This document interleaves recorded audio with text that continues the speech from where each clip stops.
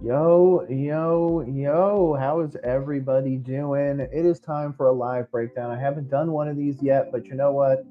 It's time. It's time. This Jacksonville game is coming up. I am ready. Hopefully, everybody else is too. I'm just going to give it another minute or so. So as it hits 1 o'clock, I'm sorry, 2 o'clock. We're going to hop into this. I'm going to hop over to the Brad Idzik first, I guess, press conference outside of where he normally does them. So I got that all queued up for you. It's going to be the one with Ari Mirov. So that's where we're going to start. And yeah, so hopefully everybody's ready. And we'll go from there. It's going to be a good one, man. It's going to be a good one for sure. Like I said, I'm trying this one out because I want to see exactly what others are seeing. And of course, give people the opportunity to come by, chat, sit here, talk about Carolina. I'm of course ready for the season. Actually, shout out FPFO. Actually, recently we squashed a little bit of beef, and they put out an awesome prediction for Xavier Leggett. I absolutely love it. Don't have the graphic on me, but if you follow them, make sure you go check it out. Solid prediction, putting Xavier Leggett around 600 yards. I absolutely think that's where he's returning to. And yeah, I think we're kind of all ready for the season to start. So am I. That game last night was an interesting one. Got a Red Bull ready for me here. So let's get this thing going. Uh, okay, so I'm going to kick it over. We're just going to hop into it. How about that? Not even going to play. Obviously, we're going through the Ari Mirov one first. The 47-minute um, presser, whatever you want to call it. It was an interview, basically. I'm just calling it a presser right now. But yeah, shout out to everybody that's here while we do it live. Let's get this.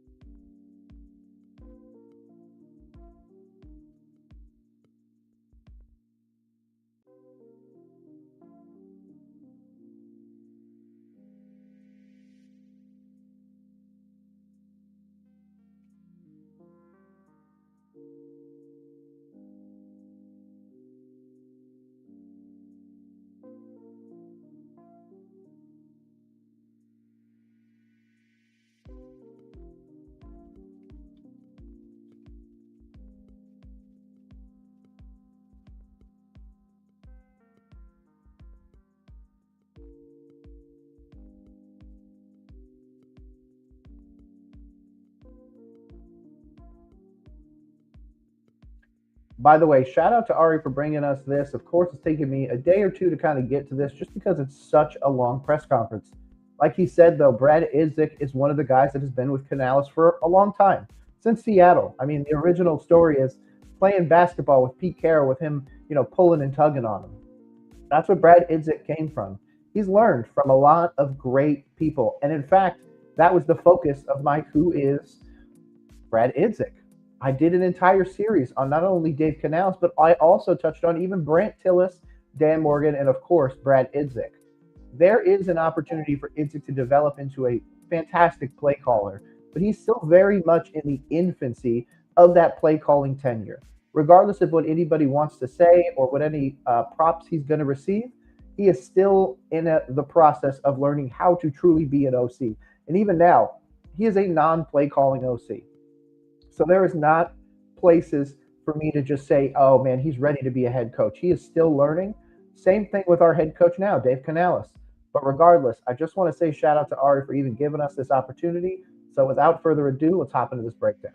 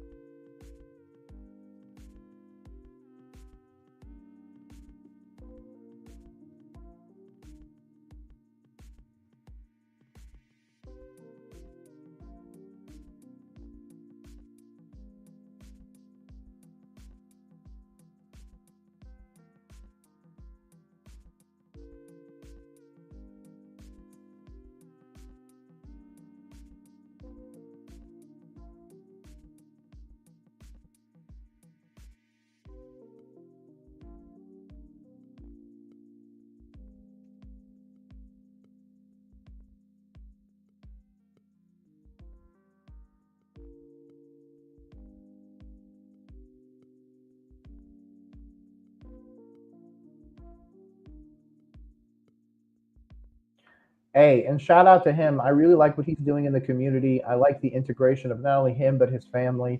There is so much that Brad can offer us.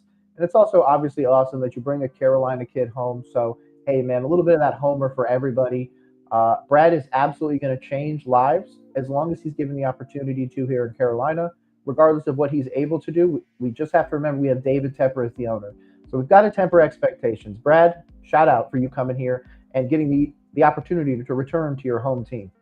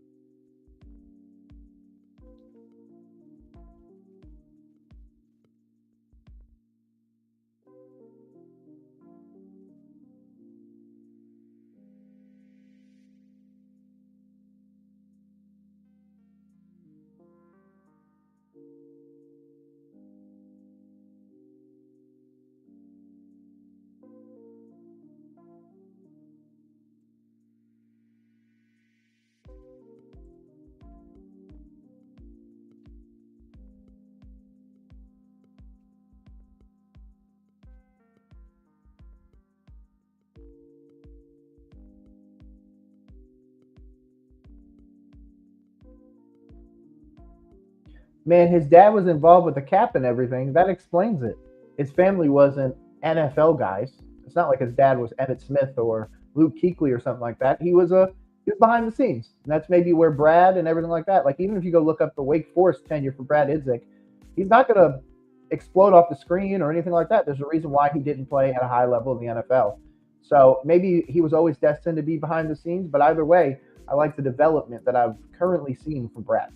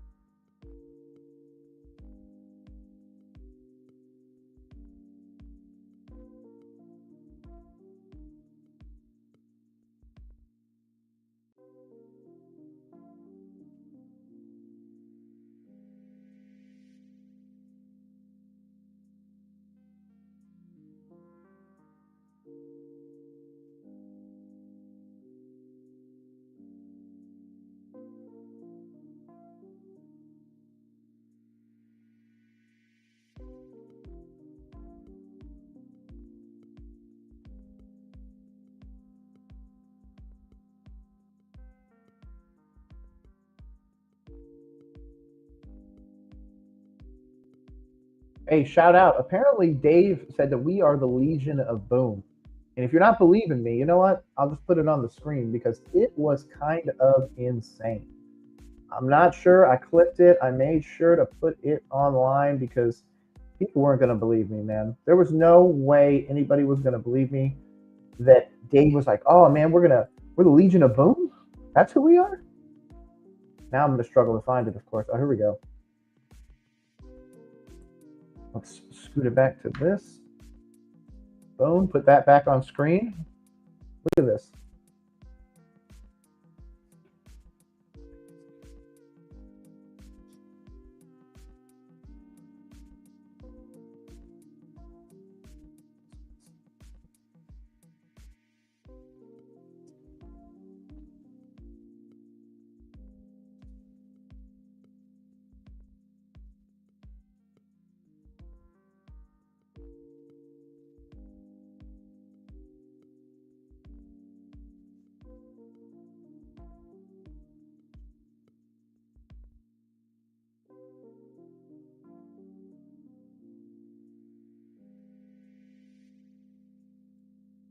And that's exactly what a guy like Brad Idzik is talking about here. He's talking about guys that want to go out there and win on every snap. He's talking about guys that want to be physical.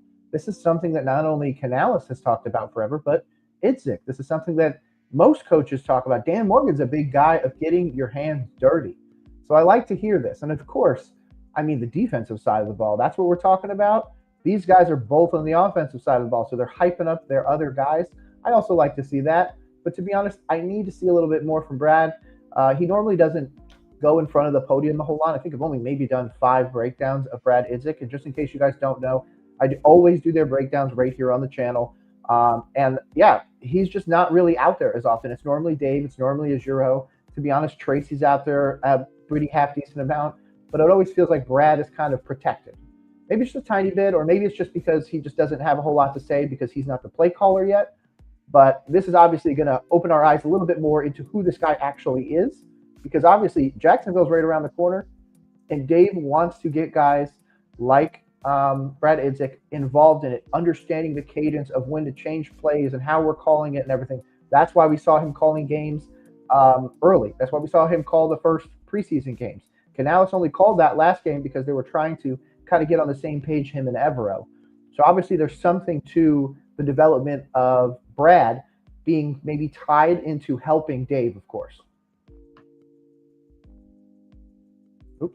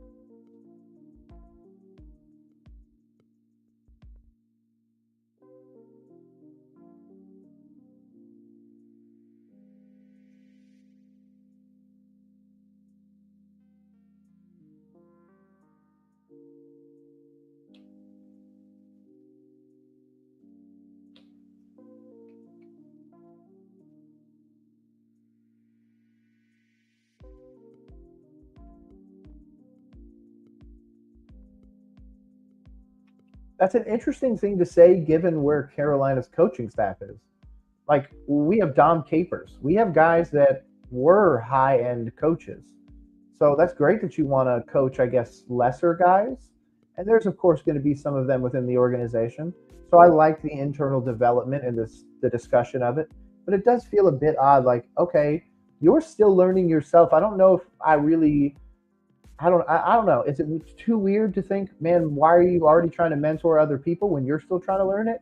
But I guess he's still got what 10 plus years in the NFL, so he's still a veteran. I guess maybe it's just because I haven't seen it translate here in Carolina as we saw it translate in Tampa or in other places. So maybe that's it.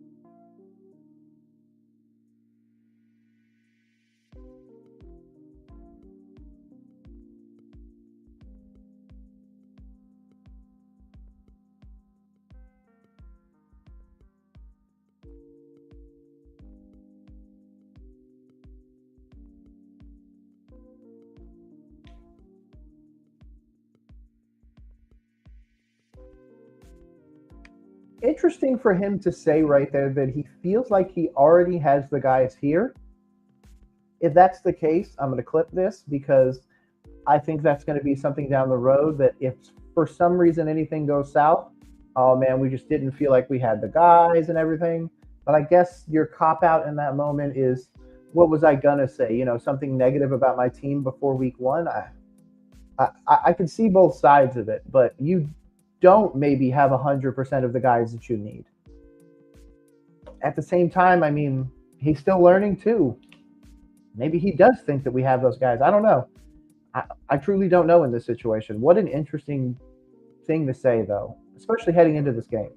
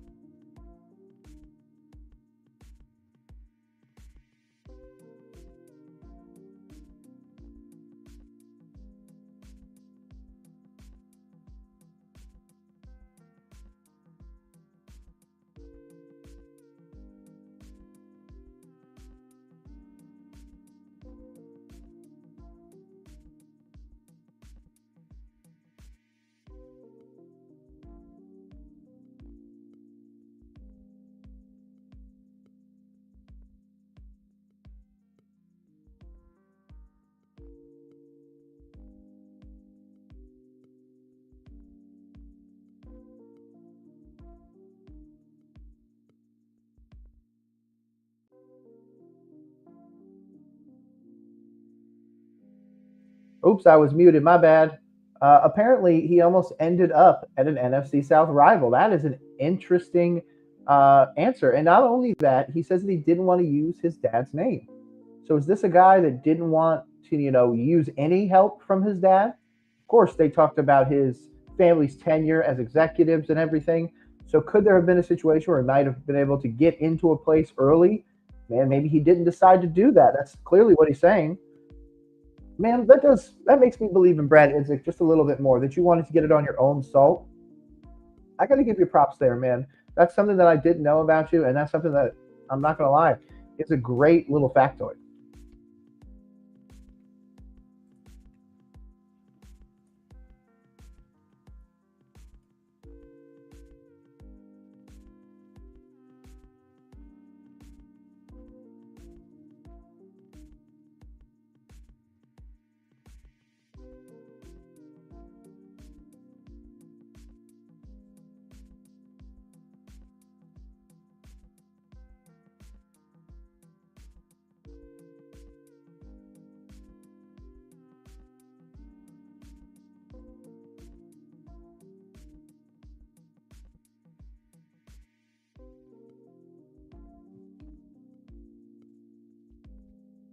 Just so you know, if you have not followed that, that's something I've called out. But since David Tepper got rid of Frank Reich, and even the Frank Reich hire, to be honest, the focus has been very much religious. It's been a thing that a lot of the coaches have really spoken out for. It might just be something really small, but it's absolutely something to think about for sure.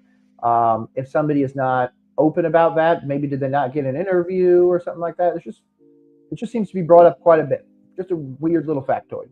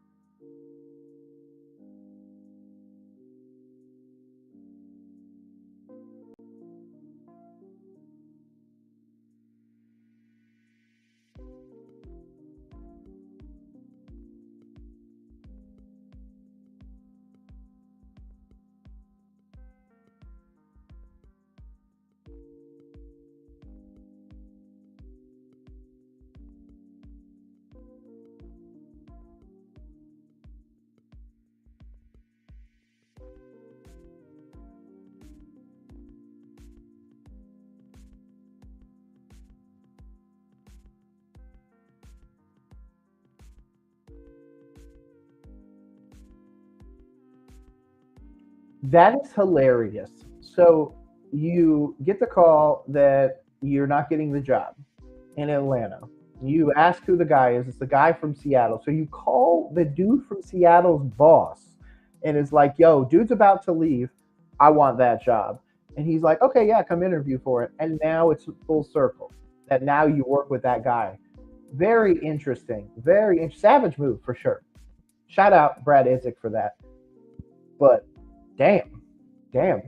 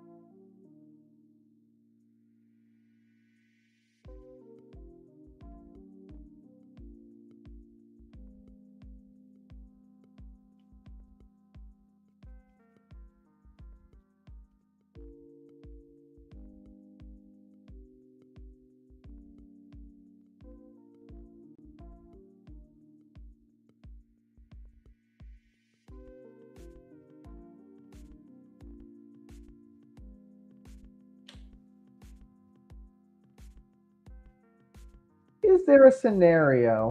I mean, his dad only left the NFL in 2020. Last time that he was working, ironically, who did he work for? I'll give it a second.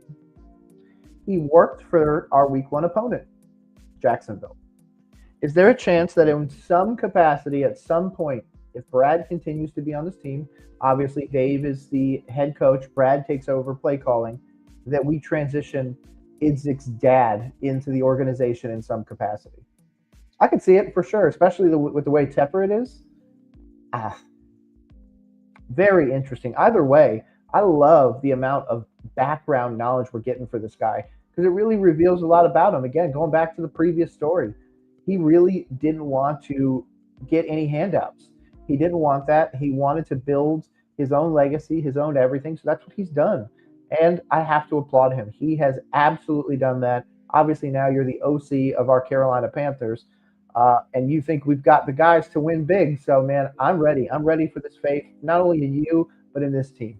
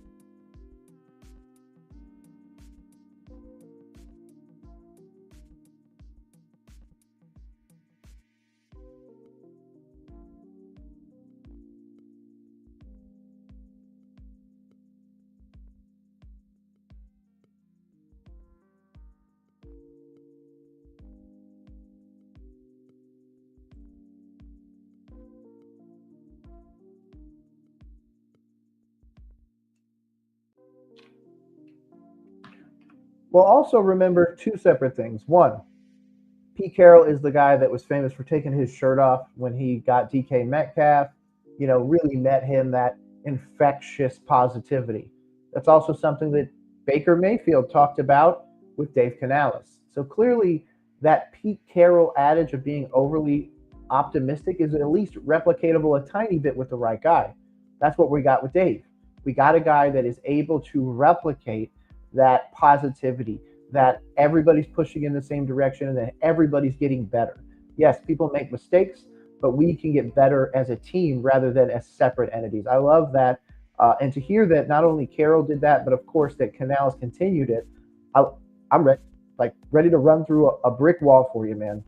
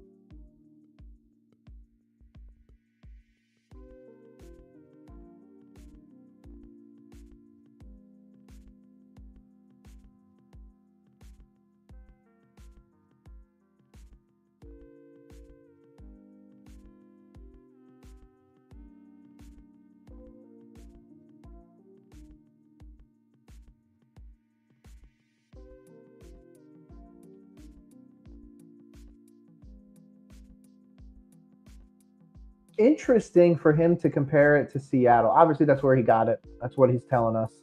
But we've got guys on this offense that can absolutely play outside the numbers. Federer McMillan, Xavier Leggett, Jalen Coker, when healthy, of course, Hunter Renfro, Jimmy Horn Jr., shoot, Bryson Tremaine. All of these guys can absolutely jump off the page in the right moment. I mean, we saw Bryson Tremaine basically take over a preseason game. Some of the catches he was coming up with, maybe it was FanFest. Dude, the stuff he was coming up with was insane. So we've got guys all over. It's very interesting that he's shouting them out. I really wanted him to be like, oh, well, we've kind of got that here in Carolina with Tetaroa and blah blah blah. So let's see, maybe if he caveats off after this. But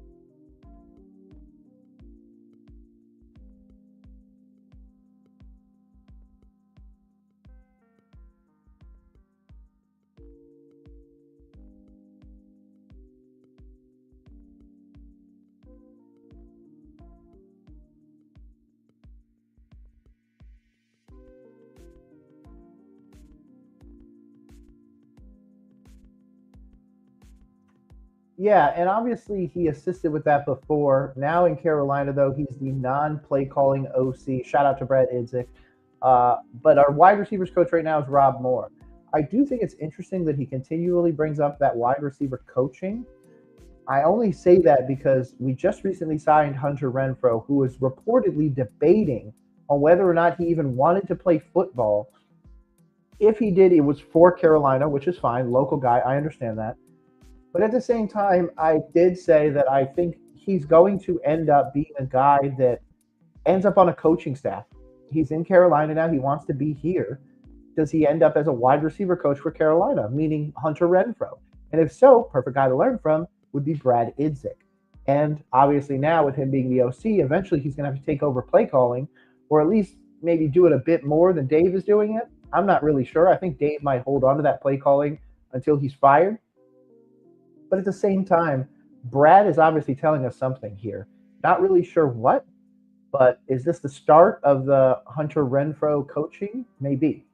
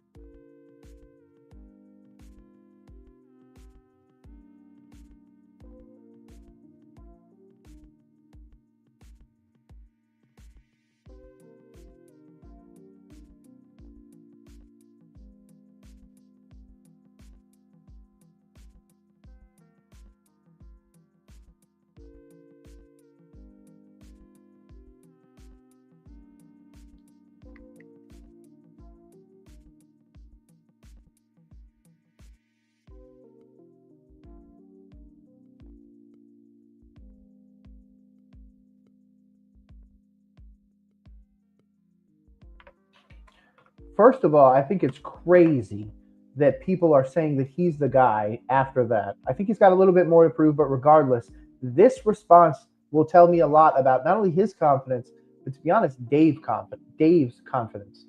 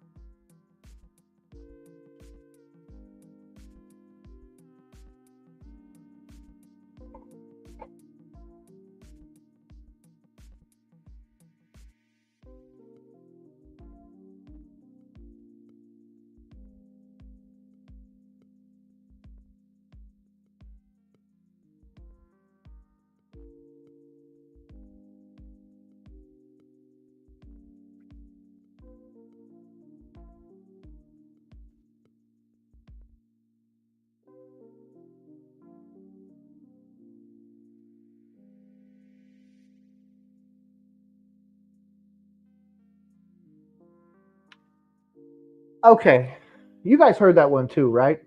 I heard at least two things that I want to talk about. The first thing is commenting on his parents first. I don't know how I feel about that.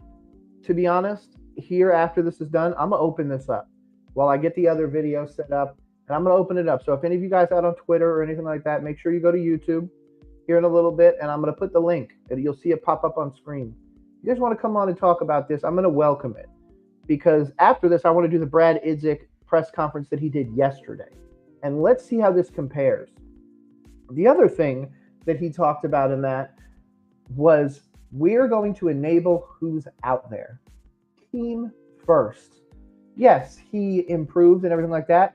And then he made sure he did some things outside of the things that didn't work. He did some things inside that didn't work. And he made sure to say that Will Harriger has given him consistent coaching. Does it feel like a setup to you? Because it feels like a setup to me.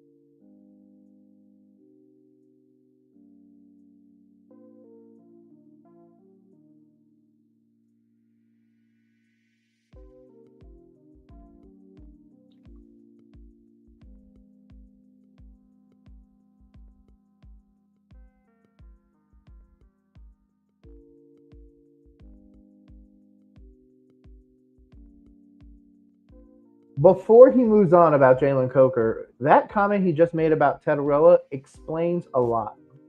So we remember the game. I think it was what the second. Was it the second preseason game or was it the first one where he dropped that one in the end zone where he was fighting that guy for press coverage? He drops that touchdown in the end zone. That comment was directly to him for that. In fact, I'm willing to go back. I normally don't go back. But let's see if I can isolate it.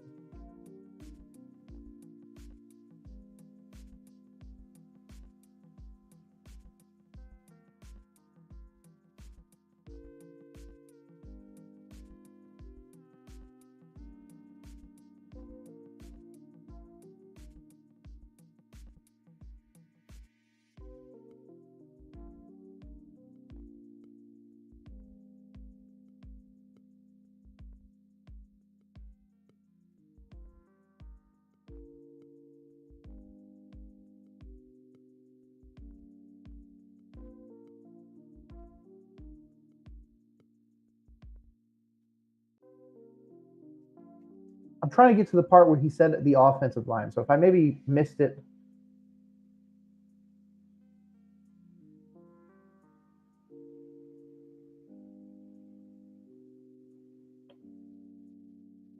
Here it comes.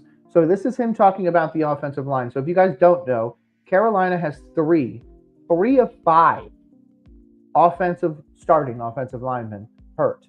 Robert Hunt has had the ankle taped twice since July. Damian Lewis has the shoulder. Ickham has just been ruled doubtful to play on Sunday. So this is him saying, hey man, Tetaroa, hey Xavier, you're not going to be able to go through these routes the way you want to. You're not going to be able to sit there and let them develop and everything like that. You know what you're going to have to do? You're going to have to go out there, and when that ball says 1.8 seconds and you need to have your hands up, you need to have them up. And this is the reason why. Hurt offensive line. That's exactly what I heard when he talks about this right here.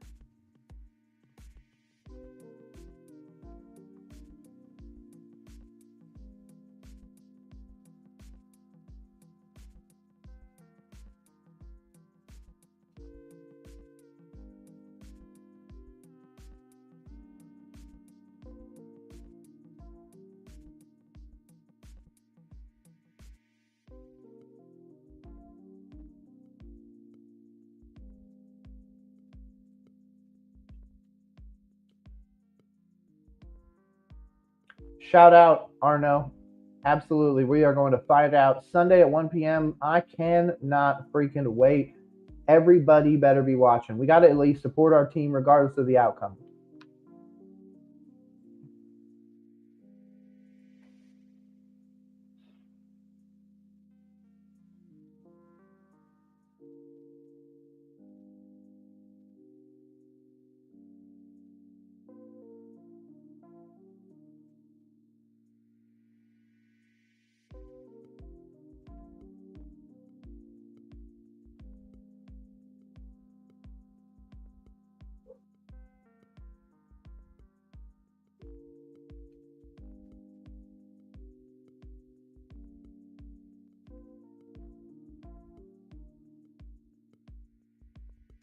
Again, I feel like 100% of what he's speaking about here is directly about Tetarella. Period.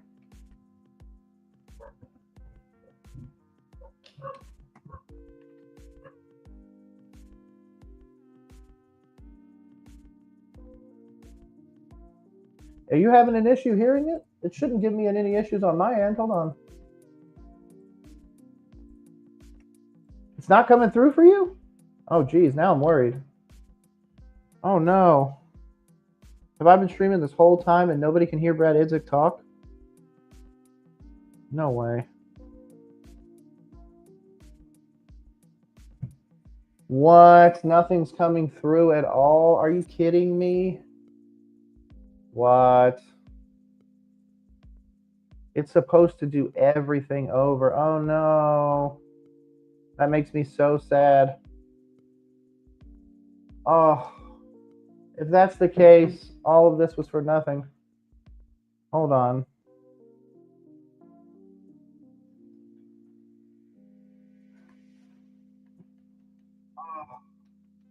No. Hold on.